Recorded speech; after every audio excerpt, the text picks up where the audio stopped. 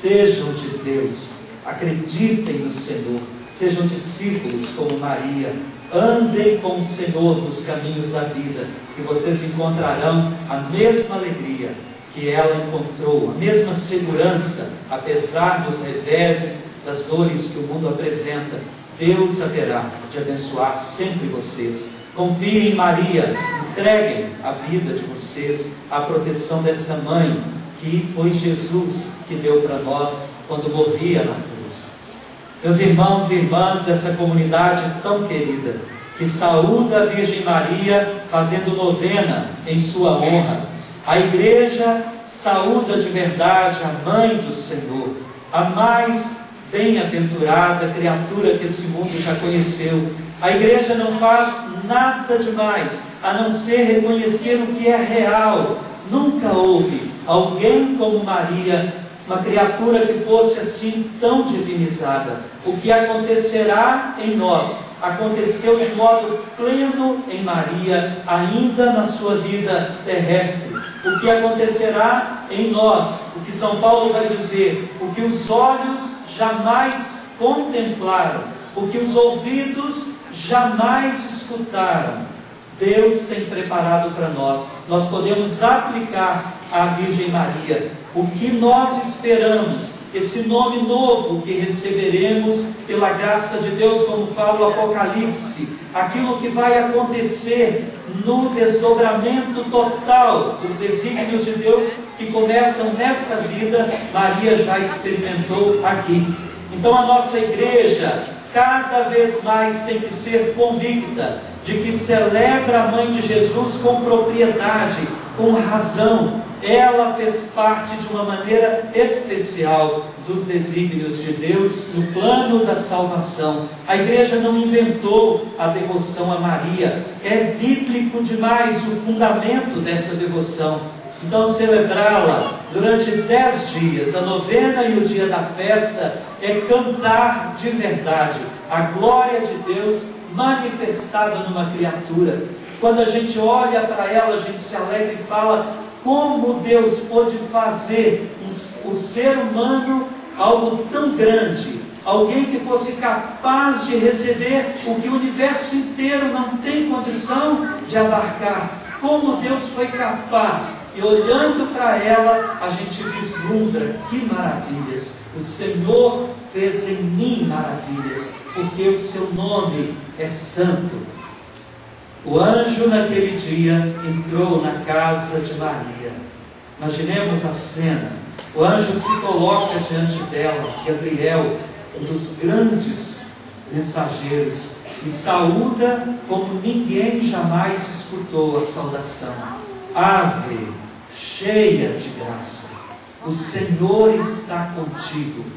Ave cheia de graça. Ele nem fala o nome Ave Maria, ele fala Ave cheia de graça, porque a partir daquele momento, Maria, ela é tão eleita. A escolha que Deus fez foi algo tão grandioso naquela moça, foi algo tão maravilhoso, que o anjo não chamará Maria de Maria, ele já chamará do nome novo que Deus vai dar para ela.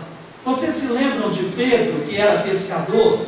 Como é que ele chamava antes de chamar-se Pedro, assim, principalmente? Simão, não era? Um dia Jesus falou: Simão, você é Pedro, que significa pedra. Sobre essa pedra eu vou edificar a minha igreja. Jesus estava dando o nome novo para Simão, o nome da missão, o nome do projeto divino.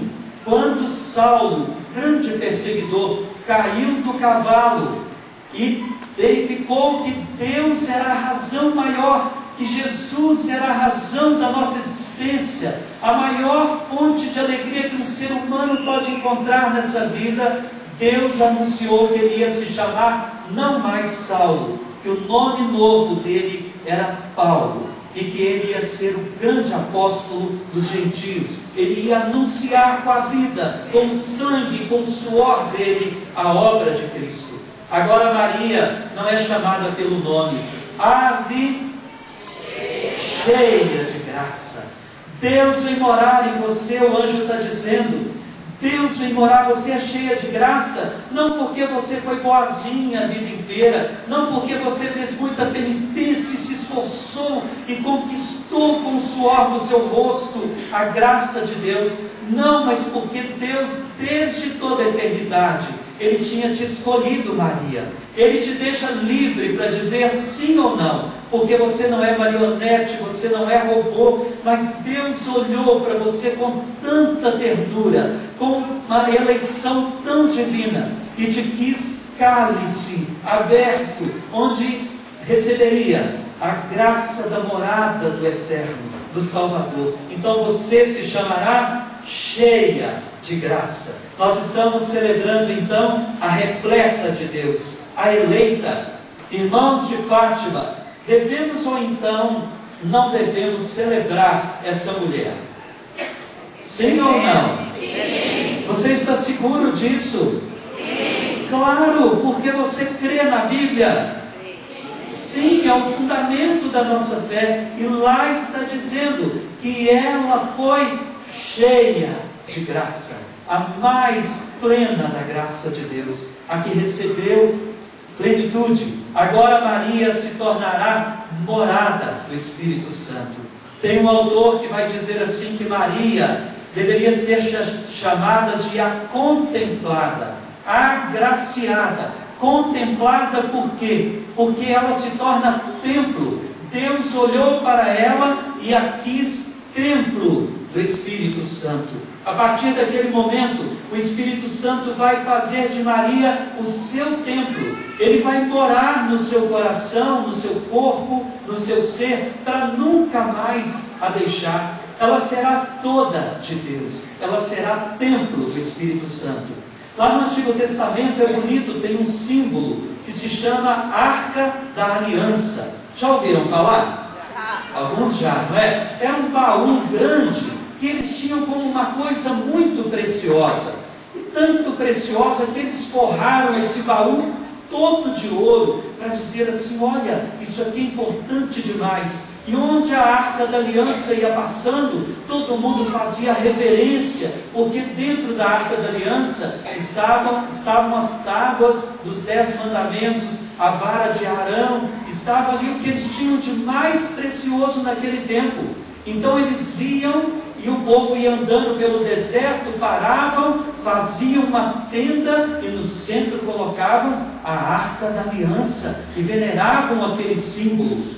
Maria é chamada pela igreja com muita razão de Arca da Aliança. Ela é a verdadeira Arca da Aliança, porque dentro daquele baú havia pedra, havia uma vara, mas em Maria agora vem morar o próprio Deus. Ela vai se tornar divinizada, a primeira criatura a ser divinizada, porque vai ser morada do Espírito, morada depois do Verbo de Deus, Jesus Cristo, a segunda pessoa. Então ela é sim a morada de Deus, a nova Arca da Aliança. E o anjo então diz para ela, Maria, o Senhor está contigo. A gente diz isso todos os dias na Ave Maria. Que bonito rezar para ela, não é? Saudando com todas as palavras bíblicas. Maria, o Senhor está contigo, o Senhor é convosco. É a nossa pregação hoje, dizendo isso. O Senhor é contigo, Maria, porque a partir de agora, Deus vai ficar com você. E você vai experimentar a vida com Deus.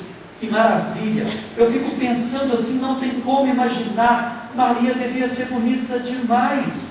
Devia ser a criatura mais bonita que alguém pudesse conhecer. Não estou falando de rosto, de beleza física. Vocês já conheceram pessoas que são assim bonitas? Você olha para alguma senhora, você fala assim, meu Deus, mas que pessoa radiante. Ela transmite uma coisa boa, não é? Tem gente que só de chegar perto você fala assim, mas essa pessoa traz dentro de si uma coisa tão boa que todo mundo quer ficar perto. Não tem gente assim? Não é? Tem gente que atrai os outros. Olha a pessoa do Papa João Paulo II, que homem radiante, todo mundo queria O pessoal falava assim: a juventude não vai no encontro com o Papa, não. E a juventude dos Estados Unidos vai ser o maior fiasco. E todo mundo que não acredita em Deus torcendo para ser um fracasso. De repente, aquele homem idoso, cercado por milhões de jovens, porque daquele homem saía uma coisa boa, radiante, que era a graça, a presença de Deus. O Senhor estava com ele. Agora imaginem Maria, que mulher devia ser, que encanto, que ternura, que afeto, porque toda de Deus, toda transformada por Deus, porque é morada de Deus. Lá no Antigo Testamento, os profetas, eles eram acolhidos por um momento pelo Espírito Santo, quando eles tinham que profetizar, e naquele momento eles falavam com poder divino, mas era só por um momento. Depois o Espírito os deixava, o Espírito de Deus. Maria não. O Espírito, uma vez que veio morar nela, o Espírito de Deus não saiu mais. Que pessoa maravilhosa! Por isso dela, Jesus disse, ela é bem-aventurada, não é porque é minha mãe, mas porque fez a vontade do Pai, porque ela é discípula. Então eu quero lembrar para vocês, nós estamos aqui na igreja, na casa da mãe, da nossa mãe, da mãe de Jesus, na tentativa de sermos cada vez mais discípulos do Filho dela, para nos tornarmos também bem-aventurados, cheios de Deus. O Senhor está conosco. Imagine que bom quando alguém disser para você assim: mas você me fala tanto de Deus, sem precisar abrir a boca. A sua presença me transmite tanto Deus, porque o Senhor está contigo. Eu vejo que Deus mora no seu coração. Gente, isso não seria uma coisa boa?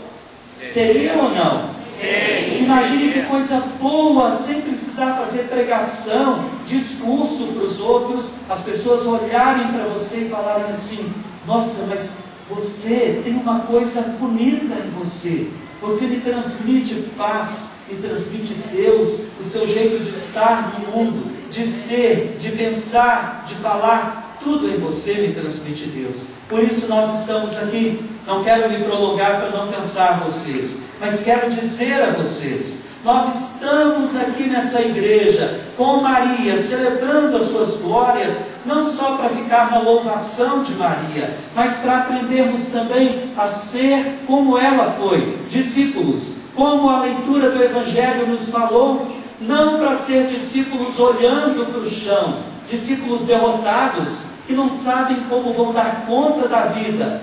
Vocês ouviram no Evangelho? O pessoal voltava para Emaús, Jesus tinha morrido, e eles estavam desencantados, eles estavam tristes demais, que amargura, os nossos sonhos todos foram por água abaixo. Aquele homem que falava tão bonito, que amou como ninguém amou, morreu, e a gente não sabe mais o que fazer. Sabe o que nós vamos fazer? Nós vamos deixar a comunidade, nós vamos deixar a fé, não vale a pena crer nele. Esse homem foi uma decepção, morreu como um dos piores dos bandidos na cruz. Pessoal, não é assim que às vezes a gente se sente? Não precisa me responder, mas pensa no seu coração, diante dos desafios que a vida lança para você. Não tem hora que você fala assim: eu acho que eu vou deixar a comunidade, eu acho que eu vou rezar do meu jeito, sozinho, eu acho que eu vou fazer o meu próprio caminho, e não sei nem se eu creio tanto assim nesse Deus, eu nem sei se Deus está comigo, nem sei se vale a pena segui-lo. Eles pensavam que não valia mais, mas aconteceu que o Senhor veio andar com eles, e que o Senhor abriu o coração deles. O Senhor mostrou que a Bíblia falava que não tem como experimentar a alegria de ser discípulos sem também passar pela cruz, sem enfrentar os próprios porões escuros da existência da gente, sem olhar para dentro da gente e falar assim: a gente ainda não é tão cheio de graça, a gente não é assim, mas com Ele, por causa dele, que venceu a cruz, que ressuscitou, nós também seremos cheios de graça. O Senhor será conosco. E Jesus